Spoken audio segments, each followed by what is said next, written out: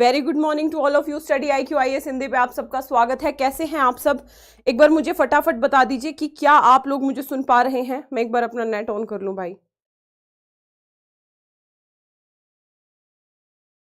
तभी आपके कमेंट्स देख पाऊंगी। आवाज आ रही है मेरी आप लोगों को?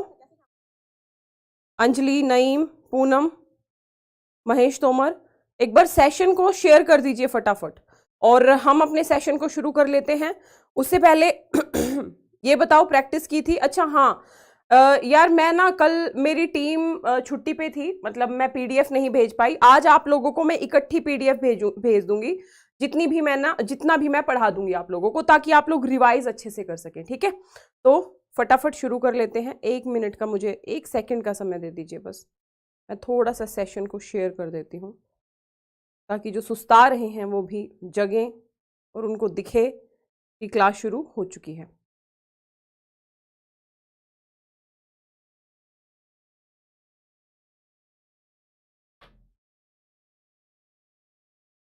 ठीक है, तो भाई शुरू कर लेते हैं क्लास को। कल हमने संविधान के निर्माण से शुरू कर दिया था और संविधान के निर्माण के बाद हमारे कुछ क्वेश्चंस इसमें बच गए थे। उसके बाद हम आगे बढ़ेंगे। इसमें कुछ क्वेश्चंस बचे थे हमारे, जैसे एक बार ना ये IAS में क्वेश्चन पूछ लिया था, ये कल की क्लास में मैंने नहीं करवाया था। IAS में क्वेश्चन पूछ लिया था 1996 में। BR अम्बेडकर का संविधान सभा में निर्वाचन हुआ था पश्चिम बंगाल से, बंबई प्रेसिडेंसी से, तत्कालीन मध्य भारत से, पंजाब से। तो ध्यान रखिएगा आंसर क्या होगा, फटाफट बता दो एक बार। देखो, शुरुआती दौर में इनका निर्वाचन हुआ था पश्चिम बंगाल के पूर्वी बंगाल वाले एरिया से, लेकिन हुआ क्या था फिर वो बंगाल, जब भारत विभाजन हुआ तो पाकिस्तान के एरिया में आ गया, तो फिर से इनको चुनाव लड़ना पड़ा। और फिर जब इन्होंने दोबारा उपचुनाव जो लड़ा वो बंबई प्रेसिडेंसी से लड़ा था। ध्यान रखिएगा, शुरू में कहां से? बंगाल से, और बाद में इन्होंने बंबई प्रेसिडेंसी से चुनाव लड़ा था। आंसर होगा B। ठीक है, वेरी गुड। ये सारी चीजें हमने कर ली थी। ये क्वेश्चन, हाँ, ये इस क्वेश्चन पे आ गए हैं, कल हमने यहां तक कर लिया था। ये बताइए, भारत का संविधान देश की आवश्यकताओं की पूर्ति करता है, मतलब हमारा जो देश का संविधान है वो हमारे देश की आवश्यकताओं की पूर्ति कर रहा है। कारण है इसको एक गृहीत संविधान भी कहा जाता है। ये बताइए, क्या ये दोनों स्टेटमेंट सही है, व्याख्या कर रहे हैं? जैसे ऑप्शन A है दोनों सत्य हैं, और A जो R है वो सही स्पष्टीकरण है, यानी सही व्याख्या कर रहा है इसकी। दोनों सत्य है लेकिन स्पष्टीकरण सही नहीं है।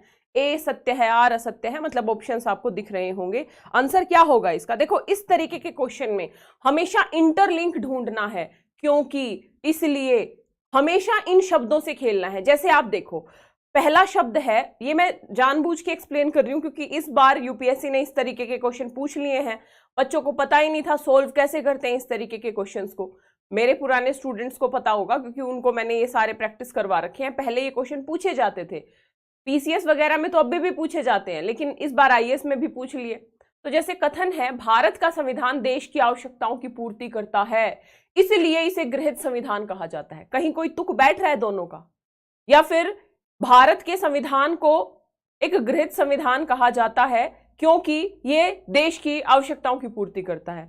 कोई तुक नहीं बैठ रहा है दोनों के बीच में, मतलब कोई रिलेशन नहीं है A और R के बीच में। लेकिन हम अलग अलग देखें, A भी सही है, हाँ भाई हमारा संविधान हमारे देश की आवश्यकताओं की पूर्ति कर रहा है, इसमें कोई शक ही नहीं है। और R भी सही है। R क्यों सही है? क्योंकि भारत के संविधान को एक गृहीत संविधान कहा जाता है। हमने विश्व के अलग अलग देशों के संविधानों से बहुत सारी विशेषताओं को ग्रहण किया और हमारे संविधान में उनको स्थापित किया, है ना? तो ध्यान रखिएगा, आंसर क्या हो जाएगा इसका? आंसर हो जाएगा B, यानी A और R दोनों सत्य हैं, परंतु A R का सही स्पष्टीकरण नहीं है। ठीक है, इस तरीके के क्वेश्चंस आपको बहुत सारी प्रैक्टिस करनी है। जो इस क्लास में है ना मूल्य मैक्सिमम, वही नए स्टूडेंट अभी आप लोग बन ही रहे हो। एनीवे, संविधान सभा में वयस्क मताधिकार को 15, ये इस तरीके के क्वेश्चन ना PCS में पूछेगा, ध्यान रखिएगा। ये मौलाना आजाद ने ये कहा था कि जो वयस्क मताधिकार है इसको 15 वर्ष तक के लिए हम डिले कर देते हैं। इस तरीके के क्वेश्चन याद रखने की जरूरत नहीं है, लेकिन ये क्वेश्चन PCS वगैरह में काफी बार पूछा गया है, आपसे UPSC में भी पूछ सकता है। वो कौन शख्स थे जिन्होंने ये कहा था स्वतंत्रता मिलने के बाद कि भाई अब भारतीय राष्ट्रीय कांग्रेस को एक राजनीतिक दल के तौर पे भंग कर देना चाहिए, अब हमें स्वतंत्रता मिल चुकी है, अब हमें कांग्रेस की कोई जरूरत नहीं है ना। एक राजनीतिक दल के रूप में, पॉलिटिकल पार्टी के तौर पे कांग्रेस को भंग कर दिया जाना चाहिए। किसने कहा था? सी राजगोपालाचारी, जयप्रकाश नारायण, आचार्य कृपलानी और महात्मा गांधी। आंसर पता होना चाहिए। Very good Poonam.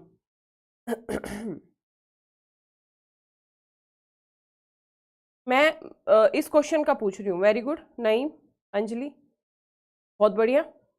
ध्यान रखिएगा, महात्मा गांधी जी ने साफ तौर पे कहा था स्वतंत्रता मिलने के बाद भारतीय राष्ट्रीय कांग्रेस को एज अ पॉलिटिकल पार्टी खत्म करने की बात कही थी महात्मा गांधी ने। कोई जरूरत नहीं है इस तरीके के पीसीएस में पूछते हैं कि संविधान सभा कांग्रेस थी और कांग्रेस भारत था। मतलब ये आरोप लगाते हैं, जैसे आलोचक आलोचना करते हैं ना कि हमारी जब संविधान सभा बनी तो उसकी कुछ आलोचनाएं थी, जिनमें बहुत सारी आलोचनाओं में एक आलोचना ये भी थी कि भाई पूरी की पूरी कांग्रेस ही संविधान सभा थी। तो ऐसे में संविधान सभा ही कांग्रेस थी और कांग्रेस ही संविधान सभा थी। इस तरीके का स्टेटमेंट दिया था ऑस्टिन ने। ठीक है, ध्यान रखिएगा, कोई जरूरत नहीं है।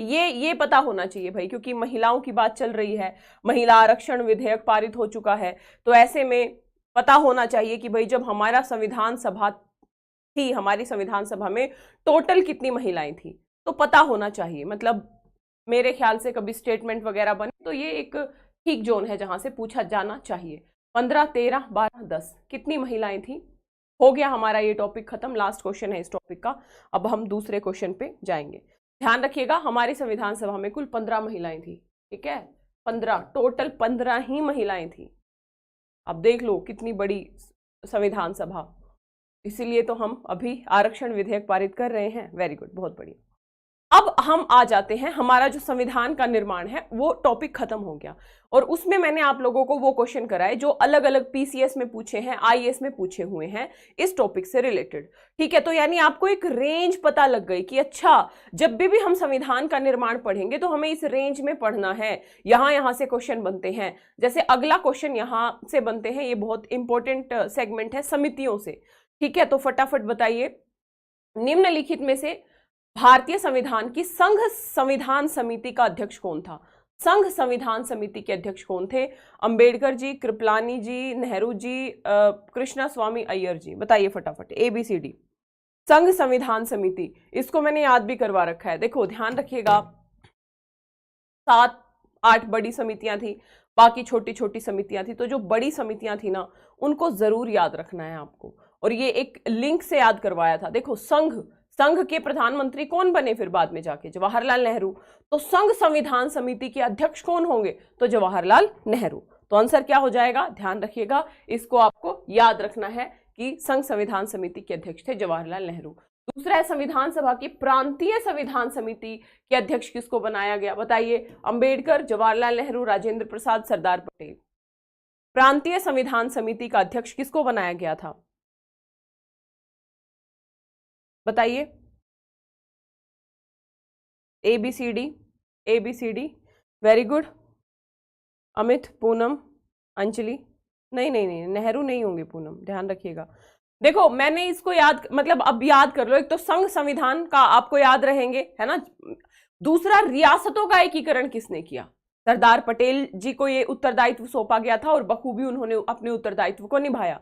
तो सरदार पटेल जी, अब रियासतों से ना थोड़ा सा इंटरलिंक करके रखो, रियासतें, प्रांत, मतलब एक जैसा सही है, एक जैसा तो नहीं है लेकिन फिर भी याद करने के लिए एक छोटा सा क्लू होगा कि प्रांतीय संविधान समिति का अध्यक्ष किसको बनाया जाएगा। तो ध्यान रखिएगा, आंसर इसका हो जाएगा सरदार पटेल को बनाया जाएगा। संघ का जवाहरलाल नेहरू को, प्रांत का इनको। प्रारूप समिति का अध्यक्ष किसको बनाया जाएगा? बहुत इंपॉर्टेंट समिति थी, 7 टोटल होते थे इसमें, 1+6 यानी BR अम्बेडकर प्लस 6 अन्य सदस्य की एक समिति बनी, प्रारूप समिति। आंसर मैंने बता ही दिया है, आपको पता भी होना चाहिए। तो क्या देखो, अब यूपीएससी में ऐसे क्वेश्चन नहीं पूछेगा आपसे, मैं बता दूं, लेकिन क्वेश्चन यहीं से पूछेगा। अब आप कहोगे कि कैसे? अब आपको स्टेटमेंट दे देगा कि जो BR अम्बेडकर प्रांतीय संविधान समिति के अध्यक्ष थे या सरदार पटेल प्रारूप समिति के अध्यक्ष थे, तो उल्टा करके दे देगा या सीधा ही दे दे कि भाई सरदार पटेल जी प्रांतीय समिति के अध्यक्ष थे और बी आर अंबेडकर प्रारूप समिति के अध्यक्ष थे।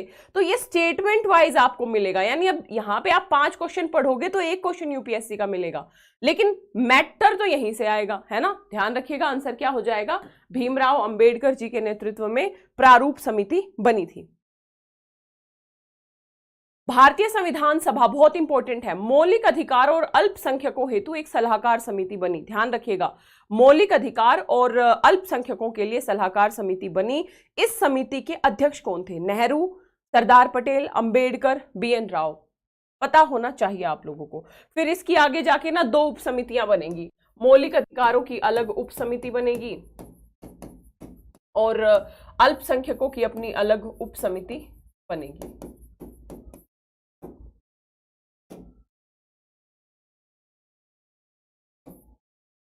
आंसर क्या होगा, वेरी गुड, बहुत ही बढ़िया। जयप्रकाश, प्रमोद, करण, नईम, सिमरन, महेश गलत हो गया बच्चे, सृष्टि, अमूल्या बहुत बढ़िया, हेमंत वेरी गुड। ध्यान रखिएगा, सरदार पटेल जी इन दोनों मतलब ये एक संयुक्त समिति बनी थी मौलिक अधिकार और अल्पसंख्यकों से रिलेटेड। इसके अध्यक्ष थे कौन, सरदार पटेल। अब इसके अंतर्गत 2 उप समितियां बनी। जो मौलिक अधिकारों की उप समिति थी इसके अध्यक्ष बने जेबी कृपलानी। ध्यान रखिएगा, जेबी कृपलानी। और जो अल्पसंख्यकों के अंतर्गत उप समिति थी इसके अध्यक्ष बनेंगे एचसी मुखर्जी। ध्यान रखिएगा, यहां से क्वेश्चन बन सकता है। उप समिति पूछे अलग से, मौलिक अधिकारों पे तो जो भी जेबी कृपलानी, अल्पसंख्यक पूछे तो एचसी मुखर्जी, और ओवरऑल पूछे इन समितियों के अध्यक्ष कौन थे तो सरदार वल्लभ भाई पटेल। बी आर अंबेडकर की अध्यक्षता में जो प्रारूप समिति बनी उस समिति में अन्य कितने सदस्य थे। अब यहाँ पे शब्दों पे जाना है, जैसे कई बच्चे इसको गलत कर देंगे, अन्य नहीं पूछेंगे। अब जैसे बी आर अंबेडकर की अध्यक्षता में संविधान सभा की प्रारूप समिति में कितने अन्य सदस्य थे, कितने आदमी थे, बता दो एक बार। बहुत बहुत ज्यादा इंपॉर्टेंट है ये प्रारूप समिति, यहां से क्वेश्चन भी बनते रहे हैं, अक्सर आपके सामने ही है क्वेश्चन। ध्यान रखिएगा 6, क्योंकि अन्य पूछे हैं। 1 + 6 थे, एक तो बी आर अंबेडकर जी ही हो गए और 6 अन्य सदस्य थे इस प्रारूप समिति में। इस प्रारूप समिति का काम था पूरे संविधान के प्रारूप को तैयार करना। ध्यान रखिएगा, तो बहुत ज्यादा महत्वपूर्ण समिति रही है ये। अब जैसे एक बार पीसीएस में पूछ दिया कि इस जो संविधान की प्रारूप समिति है उसमें कौन शामिल नहीं था। अब 6 सदस्यों के नाम आपको याद करने की जरूरत नहीं होती, लेकिन एक बार सरसरी निगाह से जरूर देखना होना चाहिए आपको। और सरसरी निगाह से देखने का मतलब क्या होता है कि आप बस इतना देख लो कि कोई और ज्यादा जितने अलग अलग समितियों में दूसरे मेंबर थे, जो महत्वपूर्ण मेंबर थे, वो तो शामिल नहीं थे इसमें। तो जैसे क्वेश्चन पूछा, अब इसमें एलिमिनेशन मेथड था कि भाई एक बात बताओ, जवाहरलाल नेहरू जी के ऊपर अपने आप दायित्व है संघ संविधान समिति का, सरदार पटेल जी के ऊपर दुनिया भर के तमाम दायित्व थे, मौलिक अधिकार, अल्पसंख्यकों की समिति के अध्यक्ष थे, प्रांतीय समिति के अध्यक्ष थे, रियासतों के एकीकरण की जिम्मेदारी फिर आगे जाके पड़ गई। तो ऐसे में ये दोनों तो हो नहीं सकते, तो उसी के आधार पे गोपाला स्वामी और जो कृष्ण स्वामी अय्यर इसके समिति के सदस्यों में शामिल थे। बस घर जाके क्या करना, एक बार प्रारूप समिति के जो 6 सदस्य हैं उनको एक बार सरसरी निगाह से देख लेना, रटने की जरूरत नहीं है बहुत ज्यादा, ठीक है। ध्यान रखिएगा, ये बी आर अंबेडकर जी की अध्यक्षता में जो प्रारूप समिति है उसका गठन कब किया गया, ये 4 डेट मैंने याद करवाई है कल से लेके आज तक। एक तो संविधान सभा का पहली बार प्रथम बैठक कब हुई तो 9 दिसंबर 1946 को हुई, सच्चिदानंद सिन्हा अध्यक्ष थे इसमें। 11 दिसंबर 1946 को राजेंद्र प्रसाद स्थायी अध्यक्ष बन गए। 13 दिसंबर 1946 को, 40 ही है, 13 दिसंबर 1946 को उद्देश्य प्रस्ताव लाया गया। 22 जनवरी 1947 को उद्देश्य प्रस्ताव पारित किया गया। ये चारों तिथियां बहुत ज्यादा महत्वपूर्ण है और ये 5वीं तिथि भी महत्वपूर्ण है। ध्यान रखिएगा, बी आर अंबेडकर जी की अध्यक्षता में प्रारूप समिति का गठन कब किया गया, गठन कब किया गया, 13 दिसंबर 46, 22 जनवरी 47, 3 जून, 29 अगस्त 47। इस पूरे के पूरे चैप्टर में आपको ये 5 तिथियां ही याद करनी है, इससे ज्यादा याद करने की जरूरत नहीं है। एक आधी तिथि और कर लोगे तो ठीक है। तो प्रारूप समिति बहुत ही बढ़िया, ध्यान रखिएगा आंसर क्या हो जाएगा इसका, आंसर हो जाएगा 29 अगस्त 1947 को प्रारूप समिति का गठन किया गया था, 29 अगस्त 1947 को, ठीक है। वेरी गुड, बहुत बढ़िया, हर एक बच्चा सही है। ममता, अमित, पूनम, करण, अमूल्य, गुड़िया, महेश, प्रदीप, बहुत बढ़िया। ये बताइए संविधान निर्मात्री परिषद की झंडा समिति के अध्यक्ष कौन थे। तो एक झंडा समिति बनी, उसके अध्यक्ष बनाया गया था किसको? राजेंद्र प्रसाद को। मेरे ख्याल से खत्म हो गई हैं समितियां। राजेंद्र प्रसाद को उसका अध्यक्ष बनाया गया था। झंडा समिति के जो अध्यक्ष बने थे, है ना, उसके अध्यक्ष बने थे राजेंद्र प्रसाद। अब इसके अलावा और कुछ समितियां थी, जैसे नियम समिति, जैसे संचालन समिति। तो एक बात बताओ, इसका संविधान सभा के अध्यक्ष कौन थे? तो राजेंद्र प्रसाद थे, है ना, राजेंद्र प्रसाद जी थे। तो ऐसे में नियम कौन, मतलब अगर याद करना है लिंक से, तो भाई नियम कौन बनाएंगे? तो अध्यक्ष ही बनाएंगे। तो नियम समिति के अध्यक्ष कौन थे? राजेंद्र प्रसाद थे। तो भाई जब नियम ये बना रहे हैं तो नियमों का संचालन कौन करवाएंगे? तो अध्यक्ष ही करवाएंगे। तो अब हमें ये समझ में आ गया ओवरऑल कि संघ संविधान समिति के अध्यक्ष कौन थे? जवाहरलाल नेहरू। प्रांतीय संविधान समिति के अध्यक्ष थे सरदार पटेल। इसके अलावा हम ये कह सकते हैं कि नियम समिति के अध्यक्ष राजेंद्र प्रसाद, संचालन समिति के अध्यक्ष राजेंद्र प्रसाद, मौलिक अधिकार और अल्पसंख्यकों के लिए जो समिति थी उसके अध्यक्ष थे सरदार पटेल, मौलिक अधिकारों की उप समिति के अध्यक्ष थे जेबी कृपलानी, अल्पसंख्यकों की उप समिति के अध्यक्ष थे एचसी मुखर्जी। झंडा समिति हमने देख ही लिया। आप एक बार और जाके इनको रिवाइज कर लेना और खत्म करना इस टॉपिक को। यहां से बस इतना ही इंपॉर्टेंट है कि आपको पता हो कि किस किस समिति, और यूपीएससी में ना यहाँ स्टेटमेंट वाइज क्वेश्चन आपसे बिल्कुल पूछा जा सकता है, ध्यान रखिएगा, काफी महत्वपूर्ण एरिया है। अब चलते हैं नेक्स्ट टॉपिक में। नेक्स्ट टॉपिक हम करते हैं संविधान के स्रोत, कि भाई हमने जो संविधान ग्रहण किया है दूसरे देशों से, मतलब संविधान की कुछ विशेषताएं अलग अलग देशों से, तो हमने किस देश से कौन सी विशेषता ग्रहण की है। जैसे सबसे पहले क्वेश्चन आपसे के सामने है कि हमने भारत के संविधान में जो उद्देशिका है, जो प्रस्तावना है, प्रियम्बल है, उसका विचार कहां से लिया? इटली के संविधान से, कनाडा से, फ्रांस से, यूएसए से? बता दीजिए।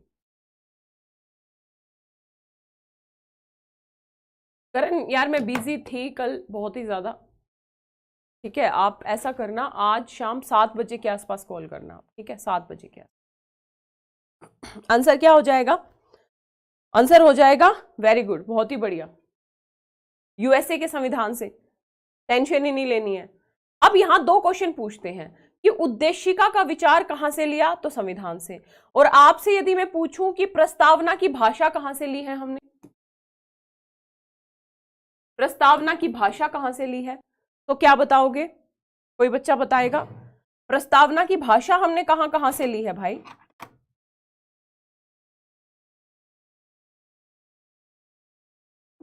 बहुत बढ़िया, सारे बच्चे सही हैं, एक भी बच्चा गलत नहीं है। लेकिन जो मैं क्वेश्चन पूछ रही हूं उसका भी कोई महाशय आंसर देने का प्रयास करे। यहां से 2 क्वेश्चन बनते हैं, ध्यान रखिएगा। वेरी गुड अंजलि, बहुत बढ़िया। पूनम, बहुत बढ़िया। ऑस्ट्रेलिया से।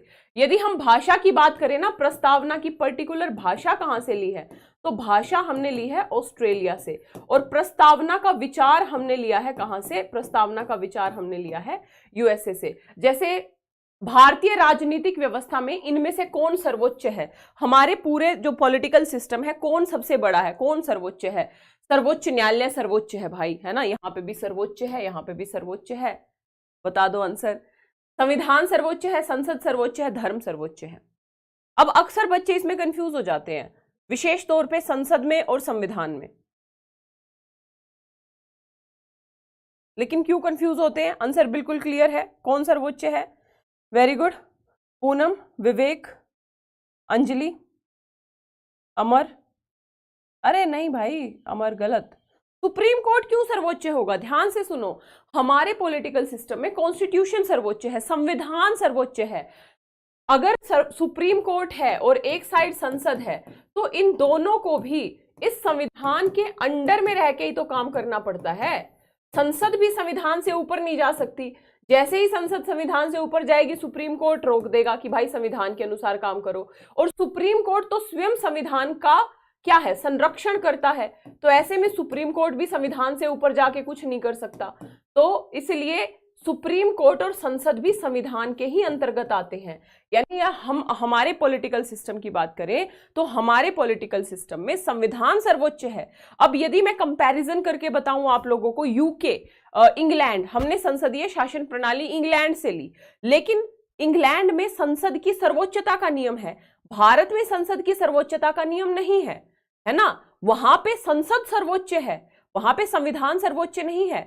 कहा जाता है इंग्लैंड की संसद के बारे में कि वहां की संसद कुछ भी कर सकती है, बस पुरुष को स्त्री नहीं बना सकती, स्त्री को पुरुष नहीं बना सकती। आजकल तो वो भी बना देगी, तकनीक इतनी आ गई, मतलब कहने की बात है। तो ऐसे में वहां की संसद सर्वोच्च है, हमारा संविधान सर्वोच्च है। ठीक है, ध्यान रखिएगा। अब जैसे जब इसका विश्लेषण करते हैं तो हमें यह भी ध्यान रखना चाहिए कि देखो भाई, यहां से क्या पता लगा, यानी हमने दूसरे देशों के संविधानों से काफी महत्वपूर्ण विषयों को उठाया, लेकिन एज इट इज नहीं उठाया कि भाई ऐसे ही कॉपी करके हमने छाप दिया हो। हमने उन विशेषताओं को अपने देश की परिस्थितियों के अनुसार नापा तोला, तब जाके उनको अपनाया। जैसे हम संसदीय प्रणाली ब्रिटेन से लाए, तो यदि हम कॉपी करते तो हम भी संसद को सर्वोच्च बनाते, लेकिन हमने कॉपी नहीं किया, हमने अपने देश की परिस्थितियों के अनुरूप उसको ढाला और हमने संविधान को सर्वोच्च बनाया। ठीक है, ध्यान रखिएगा। अब बात कर लेते हैं, भारत में न्यायिक पुनरीक्षण की संकल्पना निम्नांकित देश के संविधान से ली गई है। ये बताइए, जुडिशियल रिव्यू, एक तो जुडिशियल रिव्यू की संकल्पना हमने कहां से ली है? यूके से, अमेरिका से, यूएसएसआर से, ऑस्ट्रेलिया से। यहां पे मैं ना थोड़े थोड़े कंसेप्ट भी समझाते हुए चलूंगी आप लोगों को, ताकि ना सिर्फ क्वेश्चन आंसर सीरीज ना लगे, आपके थोड़े थोड़े कंसेप्ट भी क्लियर होते चले। ठीक है, ध्यान रखिएगा। वेरी गुड विकास, कहां गए भाई? निसहू, अच्छा निशु, आपका निस अलग है, हु अलग है तो मुझे लगा ये निसहू क्या है, निशु है। ठीक है, बहुत बढ़िया, यूएसए से लिए हैं, ध्यान रखिएगा। न्यायिक पुनरीक्षण होता क्या है? तो जुडिशियल रिव्यू कोर्ट की वो शक्तियां होती हैं, सुप्रीम कोर्ट की वो शक्ति होती है, या अलग अलग कोर्ट्स की वो शक्तियां होती हैं, जिनके माध्यम से जो न्यायपालिका है वो विधायिका या कार्यपालिका के कार्यों को वैध या अवैध घोषित कर सके। मान लीजिए संसद कोई ऐसा कानून ले आए जो संविधान के मानदंडों के अनुसार सही नहीं है, तो ऐसे में कोर्ट रिव्यू करेगा कि ये कानून सही होगा कि गलत। तो भाई अगर गलत है, संविधान का उल्लंघन कर रहा है, तो कोर्ट के पास ये पावर होती है कि वो उस कानून को अवैध घोषित करने की शक्ति रखता है। ध्यान रखिएगा। अब यहां पे दो कंसेप्ट निकलते हैं जुडिशियल रिव्यू के, एक है विधि की उचित प्रक्रिया, ध्यान रखिएगा, विधि की उचित प्रक्रिया, और एक होती है विधि की स्थापित प्रक्रिया। अमेरिका में विधि की उचित प्रक्रिया अपनाई गई है और भारत में विधि की स्थापित प्रक्रिया अपनाई गई है। सिर्फ दो लाइन में इनका कंसेप्ट, इनका सार समझ लीजिए। जो उचित प्रक्रिया होती है दोस्तों, इसमें जो कोर्ट होता है वो बहुत ज्यादा पावरफुल होता है। यहां पे कोर्ट जो है विधि, जो संसद ने विधि बनाई उसका केवल वैधानिकता ही नहीं देखेगा कि भाई वैधानिक तरीके से बनाई है कि नहीं, केवल वैधानिकता ही नहीं देखेगा, बल्कि उस विधि का सार भी देखेगा, सब्सटेंस भी देखेगा कि ये विधि सही भी है कि गलत है। भले ही वैधानिक भाई ऐसा भी तो हो सकता है जैसे संसद वैधानिक तरीके से कोई विधि बना दे कि भाई राज्यसभा ने भी पास किया, लोकसभा ने भी पास किया, राष्ट्रपति ने भी सहमति दे दी, लेकिन उस विधि का सार सही नहीं है। तो ऐसे में उस सार के ऊपर भारत की जुडिशरी पहले क्वेश्चन मार्क नहीं लगा सकती थी। आर्टिकल 21 में आप अलग से समझोगे, जब मेनका गांधीवाद के बाद हमने उचित प्रक्रिया को फॉलो करना शुरू किया कुछ मामलों में, तब से हम सार के ऊपर भी क्वेश्चन लगाने लग गए। लेकिन मूल रूप से भारत में विधि की स्थापित प्रक्रिया है, यानी हमारी जुडिशरी के पास यूएसए की जुडिशरी के समकक्ष शक्तियां नहीं हैं। हमारी जुडिशरी केवल ये देखेगी कि भाई कोई भी विधि सम्यक प्रक्रिया से सही तरीके से बनी है कि नहीं, उसके सार को देखने की ड्यूटी जुडिशरी की नहीं होती थी पहले। तो हमने विधि की स्थापित प्रक्रिया को अपनाया है, जबकि विधि की उचित प्रक्रिया है यूएसए में। तो हमने बेसिकली जुडिशियल रिव्यू का कंसेप्ट कहां से लिया? तो यूएसए के कॉन्स्टिट्यूशन से लिया। न्यायिक पुनरावलोकन की व्यवस्था केवल भारत में है, केवल यूएसए में है, भारत और यूएसए दोनों में है, और केवल यूके में है। तो ये क्वेश्चन उसी से जुड़ा हुआ है। भाई जब हमने जुडिशियल रिव्यू अपनाया कहां से? अमेरिका से, यानी अमेरिका में ऑलरेडी होगा और भारत में भी ऑलरेडी होगा, है ना? ठीक है, अच्छा अनीश हो, ओके ओके, ठीक है। तो ध्यान रखिएगा, आंसर क्या हो जाएगा? आंसर हो जाएगा भारत और यूएसए दोनों में न्यायिक पुनरावलोकन की व्यवस्था है। ये क्वेश्चन बताइए, निम्नलिखित में से कौन सा लक्षण भारतीय परिसंघ यानी भारत में और अमेरिकी परिसंघ में समान रूप से पाया जाता है, इक्वली दोनों जगह पाया जाता है? कौन सा लक्षण है? एक ही नागरिकता, मतलब भारत और यूएसए में दोनों में एकल नागरिकता का कंसेप्ट है। संविधान की 3 सूचियां, न्यायपालिका की वैधता, संविधान के निर्वचन के लिए परिसंघीय उच्चतम न्यायालय। निर्वचन का मतलब होता है संविधान को लागू करने के लिए एक परिसंघीय उच्चतम न्यायालय, संविधान की व्याख्या करने के लिए एक परिसंघीय उच्च न्यायालय।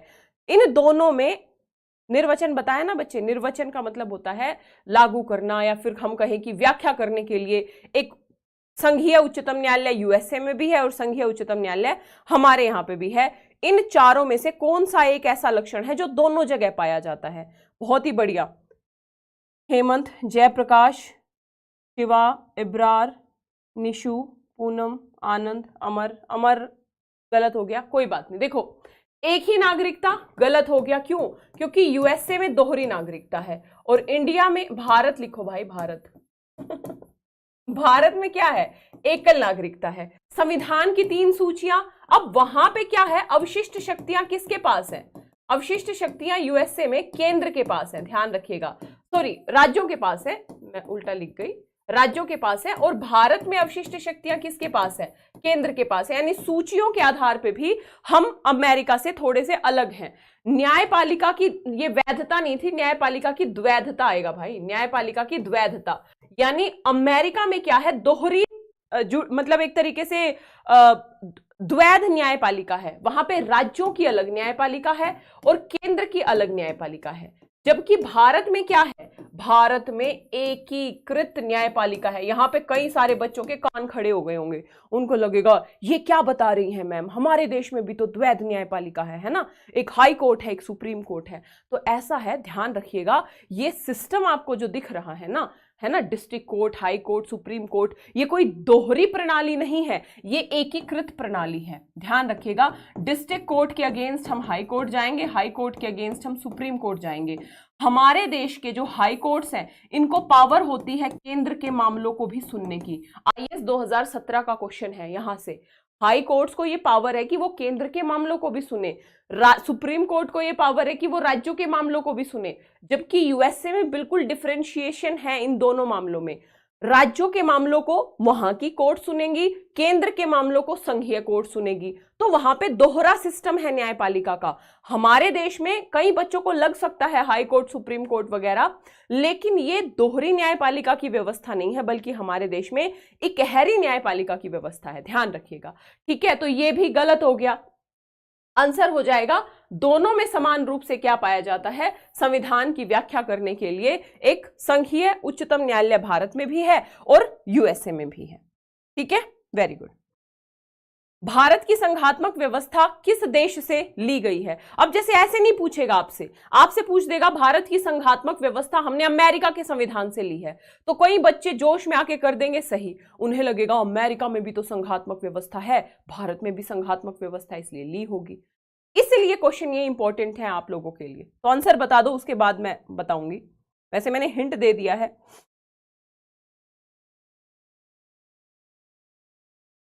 आंसर क्या होगा?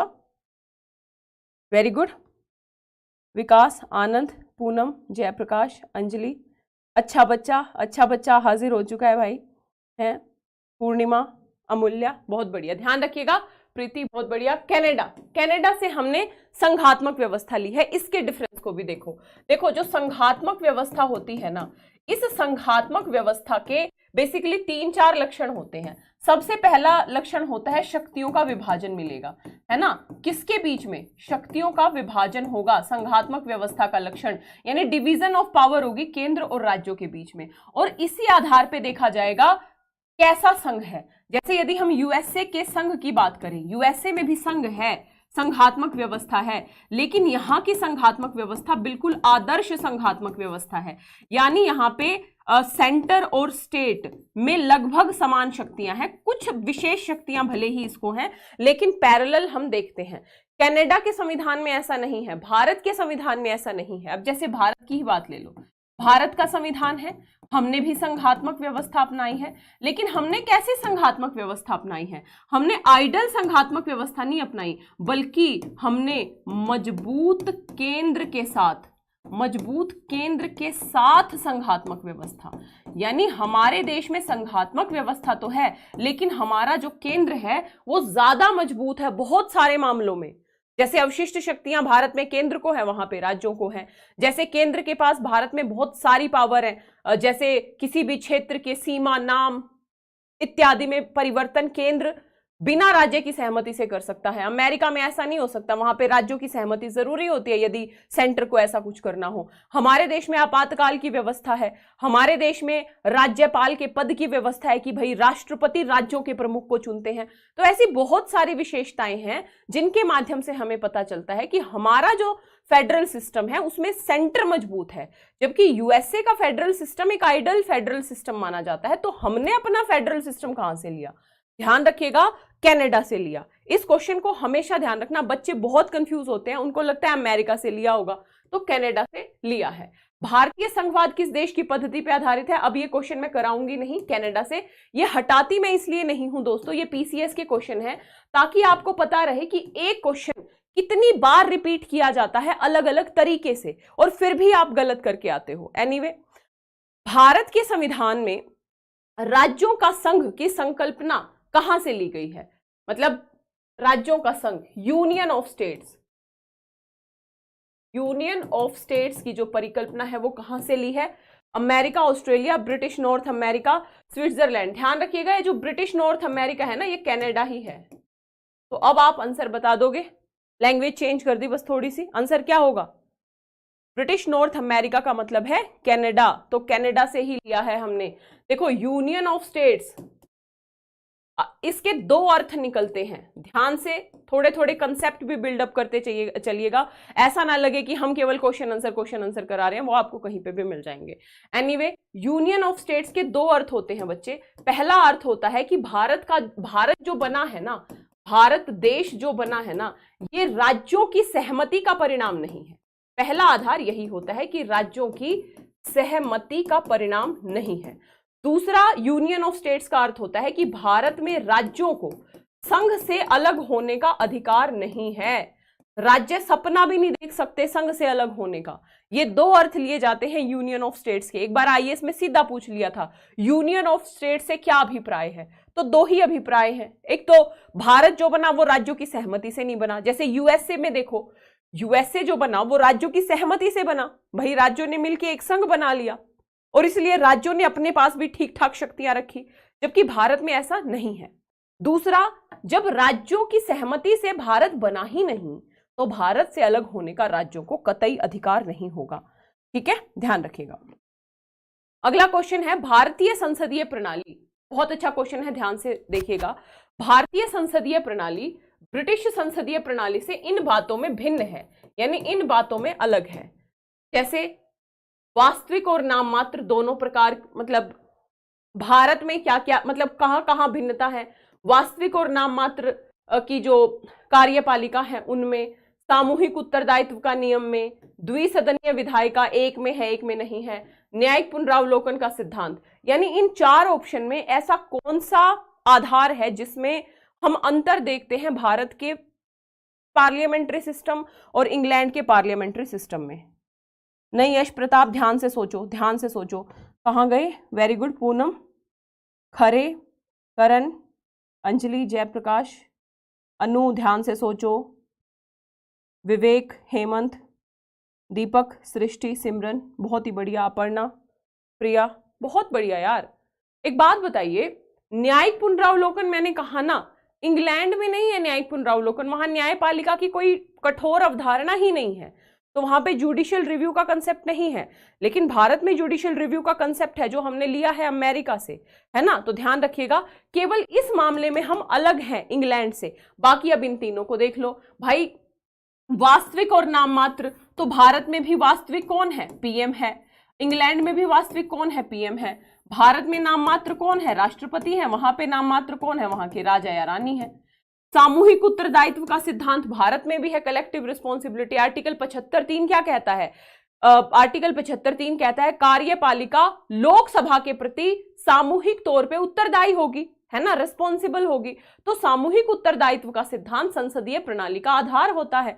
अगला है द्विसदनीय विधायिका। तो हमारे यहाँ पे भी 2 विधायिकाएं हैं, लोकसभा राज्यसभा। द्विसदनीय मतलब लोकसभा राज्यसभा, वहां पे भी कॉमन्स और लॉर्ड जो सभा है 2 हैं। तो दोनों मामलों में तो हम इक्वल है ना, केवल एक मामले में हम अलग हैं और वही हमसे पूछा था, है ना, ध्यान रखिएगा। ये बताइए निम्नलिखित में से कौन सा कथन सत्य है, सही बताना है। संयुक्त राज्य अमेरिका में सरकार की संघीय प्रणाली है। अच्छा जी, भारत में सरकार की संघात्मक और एकात्मक दोनों प्रकार की प्रणाली है। अब ये पॉसिबल हो सकता है कि संघात्मक व्यवस्था भी हो और एकात्मक व्यवस्था भी हो। क्या मजाक चल रहा है ये। फ्रांस में सरकार की संघीय प्रणाली है। पाकिस्तान में प्रधानमंत्री की नियुक्ति, छोड़ ही दो इसको, डी ऑप्शन को। इन तीनों में से बता दो आप, पाकिस्तान का क्या करना है हमको। तुलना भी हमेशा उन्हीं देशों से होती है जहां से हमने काफी कुछ ग्रहण किया है। संघीय प्रणाली है, मैंने अभी बताया ना। अमेरिका में तो आदर्शात्मक आइडल फेडरल सिस्टम है। वहां पे तो केंद्र और राज्यों के बीच में बढ़िया तरीके से हम शक्तियों के वितरण की बात कर सकते हैं। वहां पे केंद्र ज्यादा मजबूत नहीं है भारत की तरह, तो यहाँ पे संघात्मक व्यवस्था है। अब भारत में संघात्मक और एकात्मक दोनों थोड़ी ना हो सकते हैं। अक्सर यहाँ पे कई बच्चे कंफ्यूज हो सकते हैं। अच्छा, हमने पढ़ा था कुछ कुछ कि मजबूत केंद्र के साथ एकात्मक व्यवस्था, मजबूत संघ के साथ एकात्मक व्यवस्था। तो भाई वो एक जुड़ा हुआ सिस्टम है, यानी केंद्र भी मजबूत है और संघात्मक व्यवस्था है। एकात्मक व्यवस्था भारत में नहीं है, तो ये कट गया। और फ्रांस में संघीय नहीं बल्कि फ्रांस में अर्ध संघीय प्रणाली है। तो आंसर हमारा हो जाएगा ए हो जाएगा। कहां गुम हो भाई।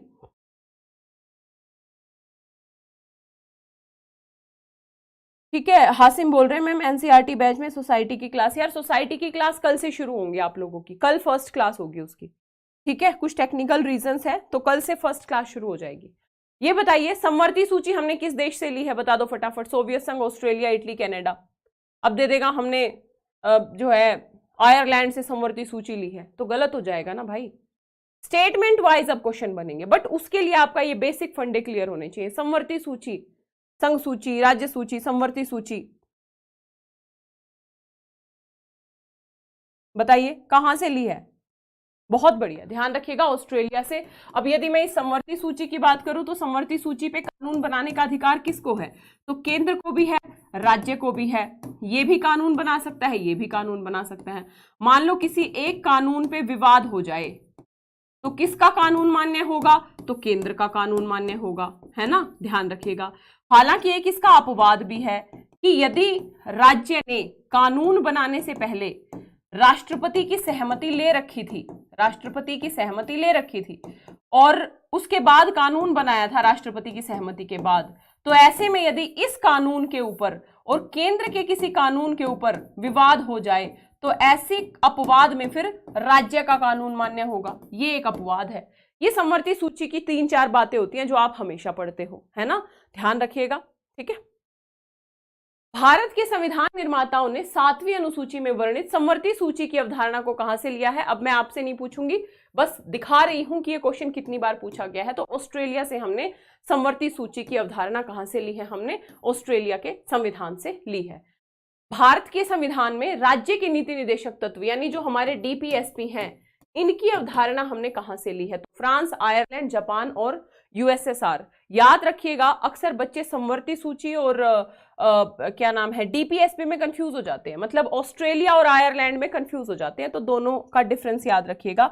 जो हमने डीपीएसपी की अवधारणा ली है, बहुत ही बढ़िया। कई बच्चे यहाँ पे तरन्नुम क्या हो गया, अच्छा पिछला क्वेश्चन कर रहे होगे आप पक्का।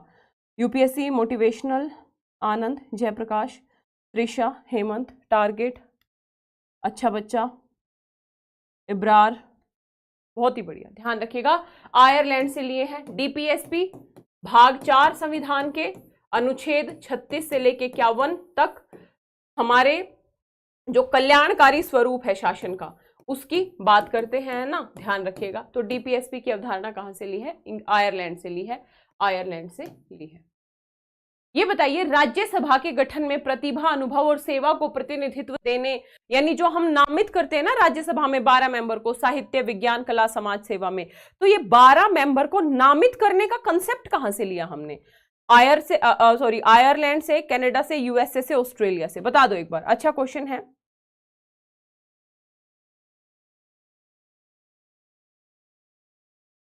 आंसर क्या होगा? नहीं, या तो आप पिछले क्वेश्चन का आंसर कर रहे हो अभी तक। भाई मेरा फोन तो नया खरीदा है मैंने, ऐसा कैसे हो सकता है कि इसमें बैक डेटा आ रहा है?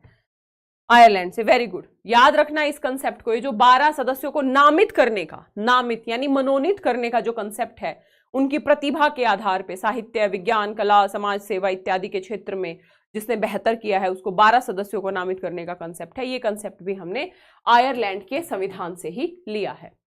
अब मुझे ये बताओ, देखो कुल मिला के क्या है, कुल मिला के फंडामेंटल राइट हमने यूएसए से लिए, संसदीय प्रणाली हमने यूके से ली, इसके साथ ही हम कह सकते हैं कि जो संघात्मक व्यवस्था हमने कनाडा से लिया, समवर्ती सूची हमने ऑस्ट्रेलिया से लिए, डीपीएसपी हमने आयरलैंड से लिए, राज्यसभा में सदस्यों के नामित होने की जो प्रक्रिया है, जो प्रोसेस है या जो बात है, वो हमने आयरलैंड से ली। अब एक बार ये बता दो, मूल अधिकार कहां से लिए? संसद की संसदीय प्रणाली, आपात उपबंध और डीपीएसपी। ऑप्शंस थोड़े पीछे दिए हुए हैं क्योंकि यहाँ पे टाइप करना मुश्किल था, तो सीधा सा आपसे नहीं पूछूंगी, आप अपने दिमाग में सोचो। देखो मूल अधिकार हम कहां से लेंगे? यहाँ पे ऑप्शन में ही नहीं है, यहाँ पे ऑप्शन हटा देते हैं, तो यहाँ पे मैं बता देती हूँ यूएसए से लिए हैं। हो सकता है कुछ टाइपिंग एरर हो गया होगा। मूल अधिकार हमने यूएसए से लिए हैं। यूएसए के बिल ऑफ राइट्स की भांति हमारे फंडामेंटल राइट्स हैं।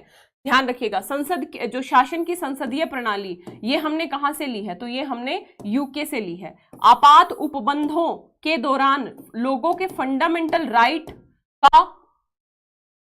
राइट को छीनने की अवधारणा, तो हिटलर आपातकाल में लोगों के मूल अधिकार देगा या लेगा? तो भाई मूल अधिकार छीनेगा। तो ऐसे में जो आपातकाल की अवधारणा है, ये हमने जर्मनी से ली है, और राज्य के नीति निदेशक तत्व हमने कहां से लिए हैं?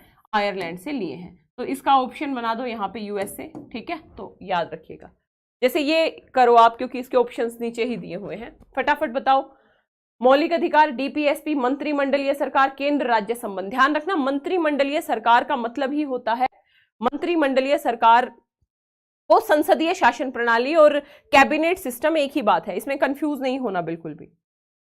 आंसर क्या होगा? मैं भी देख लेती हूँ ना। मौलिक अधिकार हमने लिए, ठीक है, ए का ये हो जाएगा। डीपीएसपी हमने बी का ये हो जाएगा। मंत्रिमंडलीय सरकार हमने ली है कहां से?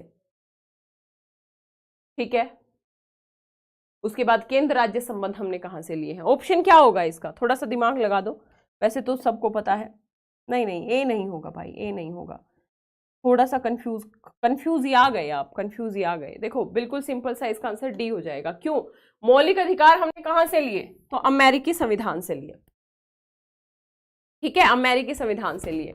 राज्य के नीति निदेशक तत्व हमने कहां से लिए? आयरलैंड से लिए। मंत्रिमंडलीय सरकार यानी संसदीय सरकार हमने कहां से ली? तो हमने ब्रिटिश संविधान से ली। केंद्र राज्य संबंध हमने कहां से लिए? केंद्र राज्य संबंध यानी मजबूत केंद्र के साथ संघात्मक व्यवस्था हमने कनाडा से ली। तो ऐसे में हमारा ऑप्शन डी सटीक बैठता है, ठीक है। तो इस तरीके की ये प्रैक्टिस कर लीजिएगा। जैसे यहाँ पे कुछ अलग क्वेश्चंस हैं, जैसे विधि का शासन हमने कहां से लिया? ये बहुत इंपॉर्टेंट है। विधि द्वारा स्थापित प्रक्रिया जो हमने अपनाई, वो हमने कहां से ली? राष्ट्रपति के विचारार्थ राज्यपाल द्वारा विधेयक को सुरक्षित रखना, है ना, आर्टिकल 200 में राज्यपाल राष्ट्रपति के लिए किसी राज्य के विधेयक को सुरक्षित रखते हैं, है ना, भारत में। तो ये कंसेप्ट हमने कहां से लिया? तो सोच के देखो ये कैसा कंसेप्ट है। ये वो कंसेप्ट है जहां पे केंद्र मजबूत है, यानी राज्यपाल राज्य की विधायिका के विधेयक को राष्ट्रपति के लिए संरक्षित रख रहे हैं, यानी सेंटर को मजबूत बना रहे हैं। तो सेंटर को कहां से लिया है? सेंटर की मजबूती की अवधारणा हमने तो, और उभयनिष्ठ ये सूची मतलब समवर्ती सूची। तो ध्यान रखिएगा, आंसर क्या हो जाएगा? ए का हो जाएगा ये, और स्थापित प्रक्रिया का हो जाएगा ये, इसका हो जाएगा ये, और इसका हो जाएगा ये। बहुत इजी क्वेश्चन है, बहुत ही बढ़िया। आनंद, रंजन, त्रिशा, नईम, विवेक। अच्छा ऑप्शन नहीं दिख रहा है क्या? ओके ओके ओके, नहीं सही बोल रहे हो, डी ऑप्शन शायद मैं अभी अपने फोन में देख रही हूँ, थोड़ा सा कट रहा है ना, थोड़ा सा 2-3 इस तरीके से कट रहे हैं, लेकिन फिर भी मैं आप लोगों को बता दूं आंसर इसका डी होगा। क्यों? क्योंकि विधि का शासन, रूल ऑफ लॉ हमने कहां से लिया है? तो इंग्लैंड से लिया है। रूल ऑफ लॉ का जो कंसेप्ट है, इसकी 3 विशेष बातें होती हैं। रूल ऑफ लॉ यानी विधि, जो विधि होगी ना वो सर्वोच्च होगी, विधि से ऊपर कुछ भी नहीं भाई, विधि ही सर्वोच्च होगी। दूसरा, सब विधि के अधीन ही होंगे और विधि के समक्ष प्रत्येक व्यक्ति समान होगा, चाहे वो प्रधानमंत्री है चाहे वो एक क्लर्क है, तो सब के सब विधि के समक्ष समान होंगे और विधि से ऊपर कोई नहीं होगा।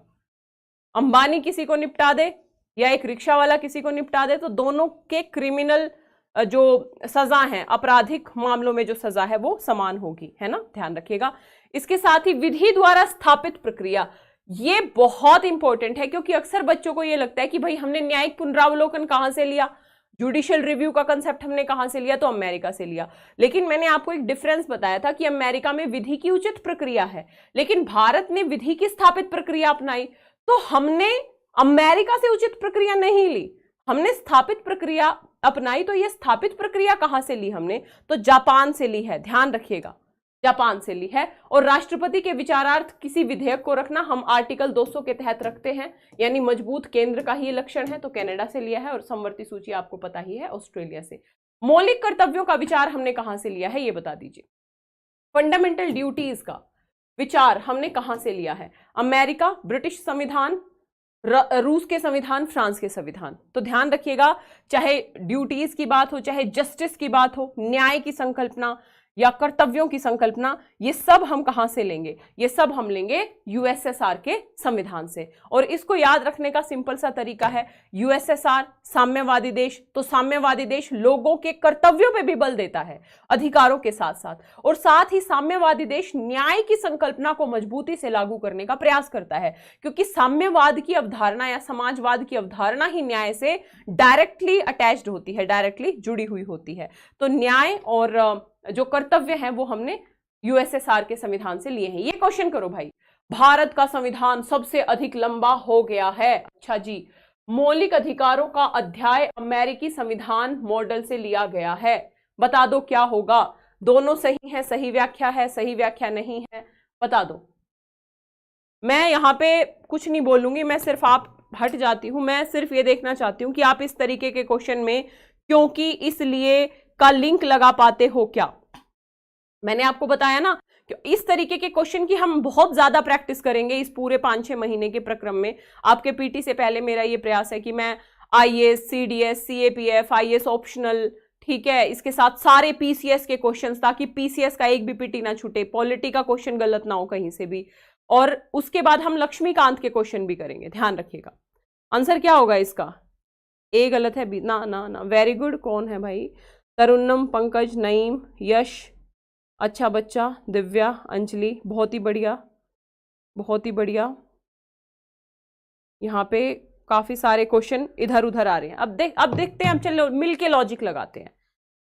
देखो, पहला कथन बोल रहा है भारत का संविधान सबसे अधिक लंबा हो गया है, इसमें कोई कठिनाई ही नहीं है भाई। भारत का जो संविधान है वो बहुत बड़ा संविधान है ना, विश्व के सबसे अधिक लंबे संविधानों में से एक है, ठीक। दूसरा बोल रहा है मौलिक अधिकारों का अध्याय हमने अमेरिकी संविधान से लिया है, तो ये भी सही है। हमने अमेरिका के बिल ऑफ राइट्स की भांति हमारे यहाँ पे फंडामेंटल राइट्स के कंसेप्ट को लिया है, ठीक है, ये भी सही है। लेकिन अब आप इसलिए और क्योंकि जोड़ के देखो, भारत का संविधान सबसे अधिक लंबा हो गया है क्योंकि मौलिक अधिकार अमेरिका के संविधान से लिए। तो क्या भाई मौलिक अधिकारों के कारण ही हमारा संविधान लंबा हुआ है क्या, बताओ। केवल मौलिक अधिकारों के कारण ही संविधान लंबा हुआ है क्या, या फिर संविधान के लंबा बड़ा होने के बहुत सारे फैक्टर्स हैं, बहुत सारे रीजंस हैं। तो कोई तुक बैठ रहा है इन दोनों के बीच में, कोई इंटरलिंक आपको नजर आ रहा है, थोड़ा सा भी ध्यान रखिएगा, कतई इंटरलिंक नहीं है। ये अपने आप में सही है, ये अपने आप में सही है, तो इसका मतलब क्या है, ऑप्शन 2 सही होगा, आंसर होगा बी। ए और आर दोनों सही हैं, अलग अलग सही हैं, लेकिन एक दूसरे की व्याख्या नहीं कर रहे हैं, यानी एक दूसरे से जुड़े हुए नहीं हैं। ऐसा नहीं है कि अधिकारों के कारण हमारा संविधान लंबा हो गया हो, ठीक है, ध्यान रखिएगा। ये बताओ, मूल अधिकार अब कर लोगे, मूल अधिकार अब सबको पता ही लग गया है, हमने यूएसए से लिए हैं। लिखित संविधान का प्रारंभ, लास्ट क्वेश्चन है, लिखित संविधान का प्रारंभ किस देश में हुआ था, जापान, भारत, ब्रिटेन, अमेरिका। अब यहां पे भी कई बच्चे गलती कर देते हैं, उनको लगता है हर देश का प्रारंभ ब्रिटेन में ही हुआ होगा, तो लिखित संविधान का प्रारंभ, जबकि ब्रिटेन में तो लिखित संविधान की अवधारणा उतनी व्यापक है भी नहीं, वहां पे तो अलिखित संविधान, परंपरागत जो बातें हैं उनके तहत ही चलता है सिस्टम, आंसर आंसर क्या होगा, है ना, अभी भी कर रहे हैं कुछ लोग ब्लंडर। अरे भाई सी नहीं होगा भाई, हर देश का उद्भव इंग्लैंड से नहीं हुआ है, हर देश का उद्भव ब्रिटेन से नहीं हुआ है। आंसर होगा इसका डी। विश्व का मतलब जो लिखित संविधान का जो विश्व का जो पहला देश था जहां पे लिखित संविधान का प्रारंभ हुआ वो यूएस से था, यूएस से था, यूएस से था। ठीक है, आंसर होगा अमेरिका यानी यूएस से। तो इस तरीके से ना आपके 3 टॉपिक अच्छे से हमने निपटाए हैं। 3 टॉपिक में हमने संविधान के निर्माण के क्वेश्चन देख लिए, हमने संविधान की समितियों के क्वेश्चन देख लिए, और हमने ये क्वेश्चन देख लिए, क्या कहते हैं, क्या किया है हमने अभी, संविधान के स्रोत, संविधान के स्रोत के क्वेश्चंस देख लिए। अब जो हमारा अगला सेगमेंट होगा ये अनुच्छेद वाला मैं ना लास्ट में करवाऊंगी। जैसे हमारे जैसे अनुच्छेद आते हैं तो अनुच्छेद अभी नहीं, एक बार हम सारे क्वेश्चंस कर लें, ये सबसे लास्ट में करवाऊंगी। अनुसूचियां करवा दूंगी, अनुसूचियां तो उसी दिन परसों की। अब आप ये जो क्लास है ना आपकी मंडे टू फ्राइडे चलेगी, Monday to Friday, Saturday Sunday आपकी क्लास नहीं होगी। उन 2 दिन में आपका क्या काम होगा, जो 1 घंटा मेरी क्लास सुनते हो, 1 घंटा सैटरडे को, 1 घंटा संडे को, जो पिछला 5 दिन में पढ़ा है उन सब का रिवीजन करना है आपको। इतना काम मेरे साथ आप 5 से 6 महीने करते रहो, पॉलिटी का सिंगल क्वेश्चन भी गलत नहीं करके आओगे, है ना। जो बच्चे रेगुलर प्रैक्टिस करेंगे, मैं उनकी बात कर रही हूं, ठीक है। तो हम अनुसूचियों को देख लेंगे और अनुसूची से फिर हम सीधा प्रवेश कर जाएंगे कहां पे, प्रस्तावना वगैरह में, ठीक है। तो आशा करती हूं आप लोगों को क्लास अच्छी लगी होगी। यदि क्लास अच्छी लगी है तो वीडियो को लाइक जरूर करें, शेयर जरूर करें, और साथ ही 30 सितंबर से नया बैच शुरू हो रहा है, P2I बैच, यानी पीटी मेंस इंटरव्यू का जो बैच है ये 30 सितंबर से शुरू हो रहा है। फटाफट जाके एडमिशन ले लें। कोड यूज करना है LD Live, LDLIVE। LD Live code के साथ आपको ये कंप्लीट बैच मात्र 26,999 में मिल जाएगा। सेल चल रही है भाई, नॉर्मली ये 29,999 में मिलता है, लेकिन अगर आप 30 सितंबर तक एडमिशन लेते हो तो 26,999 में मिल जाएगा। 13 से 14 महीने में पूरा सिलेबस कंप्लीट, साथ ही daily answer writing, test series, यानी अपने आप को यदि आप बिजी रख के बिल्कुल डेडिकेटेड तरीके से सिलेबस कंप्लीट करना चाहते हो तो निश्चित तौर पे आप इस बैच से जुड़ सकते हो, ठीक है। कोड याद रखिएगा LD Live। इसके साथ ही PDF के लिए आपको जाना है Lalita Dahiya academy Telegram channel पे। इस पे मेरी सारी क्लासेस के लिंक, टाइमिंग, नोटिफिकेशन, PDF सब कुछ यहाँ पे मिल जाएगा। अभी मैं PDF भिजवा देती हूँ आप लोगों को। साथ ही इंस्टाग्राम और फेसबुक पेज पे भी आप मुझसे जुड़ सकते हो। अगर क्लास अच्छी लगी हो तो वीडियो को लाइक जरूर करें, शेयर जरूर करें, चैनल को सब्सक्राइब जरूर करें, कमेंट जरूर करें क्लास के बाद, ठीक है। थैंक यू करण, इतना रिवीजन करवा दिया। अभी तो रिवीजन ही तो मेन है भाई, रिवीजन ही मेन है। रिवीजन कर लोगे, इन क्लासेस को कर लोगे तो PCS तो कभी, मतलब PCS के तो क्वेश्चन अभी हो ही रहे हैं, और जब हम CDS, CAPF, IS के हार्ड क्वेश्चन हम थोड़े से लेट करेंगे ताकि हमारा बेस बनता हुआ चला जाए। मैं जो कंसेप्ट समझा रही हूँ ना बीच बीच में, ये इसलिए समझा रही हूँ ताकि जब हम डिफिकल्ट क्वेश्चन करेंगे तो ये सारे कंसेप्ट्स आप जोड़ के उन आंसर को कर पाओगे, ठीक है। तो मिलेंगे मंडे को इसी सेशन में, मतलब इसी क्लास में आगे बढ़ाते हुए। तब तक के लिए जय हिंद, जय भारत, ऑल द बेस्ट।